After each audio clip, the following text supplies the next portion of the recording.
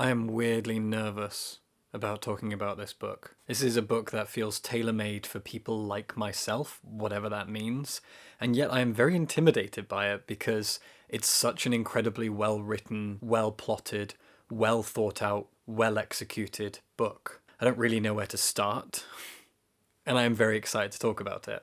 So I'm just going to start at the beginning. This is 50 Sounds by Polly Barton. Polly Barton is a Japanese to English translator. She is currently based in Bristol, where I used to live. Lovely town. She's from the UK. She lived in Japan on and off for many years through her 20s, and she has written down her experiences, her life philosophy, her journey to becoming a translator in this book, which is some kind of mix of memoir, musings and philosophizing about language and life and love. It's something between a memoir and a collection of essays, which is roughly written in a chronological sequence. And it tells the journey that Polly went on to become a translator. Polly Barton has translated several books that I have absolutely loved. I've talked about before, I've written reviews of them. I'm a big fan of what she does as a Japanese to English translator. She translated Where the Wild Ladies Are by Aoko Matsuda. She translated There's No Such Thing as an Easy Job by Kikuko Tsumura, which is somewhere behind me. I love her translations. She injects them with a lot of humour, a lot of soul, and a lot of Britishness. Quite often her translations come with a sense of Britishness. There are British jokes, there is a British turn of phrase in a lot of the dialogue that she writes, and it's fantastic. She's really good at what she does. She's an amazing translator. And what she's proven here with 50 Sounds, published by Fitzcarraldo Editions, is that she's also a frighteningly intelligent writer. I mean, she's an amazing translator. I didn't realize how fucking smart she is. She's an amazing philosopher. She's an incredibly nuanced writer. She's amazing at capturing specific feelings and moments in time. And her exploration of and expression of language and learning and human experience is phenomenal. 50 Sounds is mostly, as I said, written in a kind of chronological sequence. It roughly begins with her considering what university to go to at the age of 17, 18, and what to study. And she ends up going to Cambridge and studying philosophy.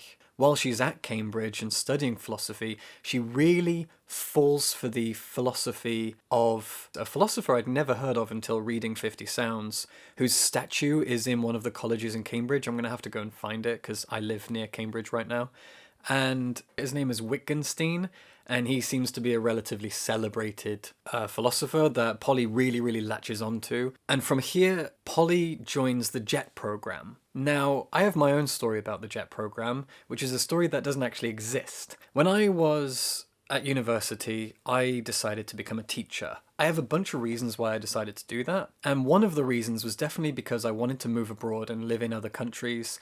And as a kid who grew up watching anime and reading manga and playing video games, Japan was high on my list. And I'd heard that you needed to become a teacher, teach for several years in your home country, and then teach at an international school.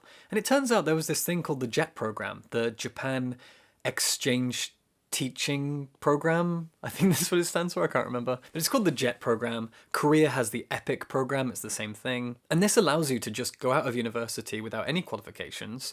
I think now you need a TEFL qualification, I'm not sure. And you just go, and you can be there at the age of 21. And I had no idea, so instead I became a very depressed 22-year-old high school teacher in Surrey, England. Worst mistake I ever made. I've since fixed it, and I have taught in Japan, but I didn't do the JET program, and there's a version of me in another world who took the JET program, who heard of it, who was told of it, and didn't make the terrible mistake that I made. Polly didn't make the terrible mistake I made. She went and did the JET program, and she ends up on an island. And the first half of this book is a collection of essays that reads more like a pretty chronological memoir of her time on the island. She falls into a love affair with a man who's twice her age, who just goes by the name Y. And during this time, what we are focusing on most is her exploration of Japanese culture and Japanese language. And that's kind of what this book is most of all. It is Polly exploring Japanese, learning the language, and becoming really obsessed with it. As the book goes on, you can clearly see her intense passion for the language. I'm not even sure passion is the right word. She describes it in moments like she cannot imagine thinking of anything except the Japanese language. It's become an all-encompassing thing. The Japanese language has filled her from the toe to the crown. She is enamored with it, fascinated. This is a science, this is an art, this is a life for her. The Japanese language becomes everything. And the way that she explores the language, culturally, philosophically, historically, she's fascinated by it. What separates this book from other memoirs and essay collections is its central hook. A lot of essay collections have a theme or a hook, and the hook here is onomatopoeia. In the Japanese language, there are a lot of onomatopoeias. At one point, she says that it is of all the world's languages, Japanese has the second largest number of onomatopoeia after Korean. Every language has onomatopoeia, but Japanese has a lot, and these onomatopoeia are so specific. That whole thing about how there are words in certain cultures that have no translation, untranslatable words. David Shariat Madari wrote a whole book, Don't Believe a Word, about how untranslatable words aren't actually true. It's a really good book, you should go read it. But this book does kind of explore the idea of all of these onomatopoeia that do not have a linguistic equivalent in English. What I took most of all away from this book is the idea that if you know these words, if you have access in your mind to these language properties, these specific untranslatable words that don't have an equivalent in other languages, especially English, you almost seem to have access to that feeling or experience that you wouldn't have without knowing the word. There's an example that she gives probably about 2/3 through the book where she has a bath with the man she's having an affair with. They slip into the bath and there's a word. This word in Japanese is poka poka, and it's the feeling of warming up in a bath, to put it really badly and simply. But when she actually gets into the bath, she feels the exact thing that poka poka is describing, and it feels as though, almost as if you couldn't feel the experience if you didn't know the words. And it's this thing that I've thought about a lot. Anyone who has studied another language has probably had this thought that language gives you access to other things. Learning a language gives you access to experiences and ways of seeing the world and understanding the world that you don't get if you don't speak that language. The more languages that you learn and come to understand, it's almost as if you're experiencing the world in a higher way. I don't know how much I can actually relate to this. I've studied a few languages in my life: French, German, Chinese, Korean, Japanese. I'm not fluent in any of them. I'm not even proficient in them, really. But I certainly like the idea, and it really grips you as you read it, whether you've experienced it yourself or not. There is a moment of philosophical gripping of your mind as you're reading this. And I think that's the thing that I took most away from it, is what another language does to your brain in terms of what it can unlock and what it can wash your mind with, if you like. Really amazing stuff. In terms of content, what we mostly get here are Polly's experiences as a jet program teacher. She lives on this island for, it's not clear, I think it's about a year, and she moves to Tokyo, and then she spends time in Osaka, Edinburgh, London, back and forth between the UK and Japan, doing different jobs, some good, some bad. There's teaching, tutoring, translating for a company, freelance translating, and it does become a bit meshed up. The chronology starts to slip away in the second half, and things do move around a lot. So there is a real blurring of the lines between a personal memoir, personal story of lived experiences, work, love, romance, etc., and incredible philosophical musings on language and the study of language. The titular 50 sounds are actually the 50 sounds that make up, I guess, for the sake of simplicity, the Japanese alphabet, which is made up of syllables. The Japanese language is syllabic rather than individual sounds like a, b, k, d. It's a, I, u, e, o, ka, ki, ku, ke, ko, etc., etc. These are... doesn't matter. There are 50, but there actually aren't 50, as Polly explains. There are actually 46. But those are the 50 sounds. But the 50 sounds of the book itself are actually 50 onomatopoeia. Each one is a chapter. So It's so fucking amazingly plotted, this book. How every chapter is a moment in her life, roughly chronologically, but every chapter is titled a specific Japanese onomatopoeia, and it comes with a description of it. In the contents page, it goes all the way through all of them, and it's amazing because rather than her giving a dictionary definition of that onomatopoeia, she gives her own personal definition based on what experience she has in that chapter.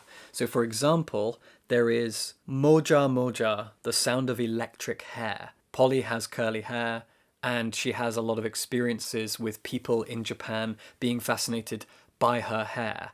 And it's a really funny chapter. Jinjin, the sound of being touched for the very first time.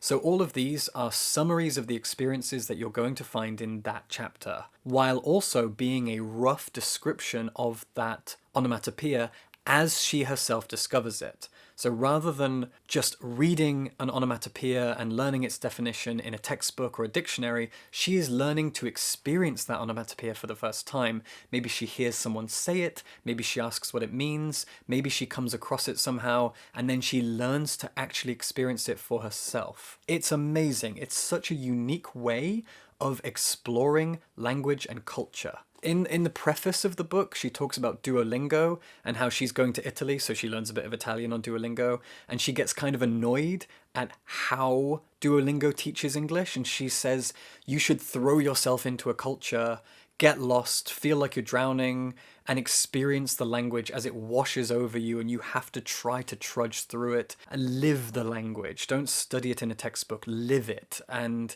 she's very self-aware, saying, you know, I understand this is a particular way of learning, not everyone can learn this way, this isn't for everyone, etc., but this is how I did it. And so we get thrown into her experiences, we get thrown into these years of living and loving and learning and experiencing a language as a thing that she has to learn to wear and cope with. There's a bit where she gets into a car crash, and in the seconds leading up to the car crash, time slows down and she is sure that she's about to die. Death is a second away. And then the crash happens and she doesn't die, and she describes how she doesn't feel euphoria, she doesn't feel relief, she's not happy to be alive. Instead, her mind just readjusts to the fact that it's alive, and she now has to deal with a car crash in Japanese when she's only been living there for a few months. And this was so funny, but at the same time, it's a life lesson. Speaking of funny, this book is hilarious in places. There are some incredible moments. There is an entire chapter dedicated to having sex with a Japanese man for the first time, and it is hysterical. This man is in his 40s, he's of a different generation, of a different culture, and the way that the two of them have sex, his expectations of sex with a white Western girl, it's hysterical. I read half the chapter out to my partner and I was crying with laughter the whole time. And it's not just that. There are so many humorous moments in this book. It's very self-deprecating in places. She very much explores her own insecurities, her own fears and anxieties, and she does it in a very self-deprecating way. There are comedians who punch down, and there are comedians who self-deprecate and tell humiliating stories, and Polly is one of those comedians, the good kind of comedian. Her comedy is electric, and it is clever, and it is savvy and wise, and I love it. I really didn't expect this book to be as funny as it is, and it really is hysterical. I'm so impressed. I'm going to look back over this video and edit it and realize that I have rambled, but I cannot tell you how wonderful it is to read a memoir like this. I have my own experiences of Japanese. I have my own experiences of living and working in Japan. I have my own experiences with Japanese culture as a child and as an adult, and I read a lot of Japanese literature. That's what all of this is about. And to read a book by someone who has experienced Japan in their own way and is so much fucking smarter than I am. I cannot tell you how clever Polly is. The way that she fuses philosophy, language, life lessons, love and sex and beauty and mistakes and work experience and teaching, and oh man, it just goes on and on. It's a really, really stellar book. At its simplest, every essay/chapter is an exploration of a particular onomatopoeia, which equates to a particular experience that she has, and a particular way of seeing that experience through a pseudo-Japanese lens, or at least just a new lens, and a linguistic lens, which is amazing. There is so much going on in this book, and the fact that it traces mostly the life of a 21, 22-year-old woman is really astonishing. Anytime I've considered writing anything about my personal experiences, I can't imagine coming at them from such an original place. No wonder this won the Fitzcarraldo Editions Essay Prize and then got turned into a book. It is so uniquely wonderful. It's such a fascinating way of looking at life and love and language and personal experience. There's nothing like it. 50 Sounds is a masterpiece. Polly Barton is an amazing translator. She's an incredible language philosopher, I guess you could call her, and a really, really talented writer. Her way of seeing the world and seeing personal experience is like nothing I've ever read, and I cannot sing its praises enough. Please read 50 Sounds by Polly Barton, support Fitzcarraldo Editions, support Polly, read some of the books she's translated. There's No Such Thing as an Easy Job is an amazing novel, one of my favourite Japanese novels. And join our Patreon, subscribe for books, and have a nice day.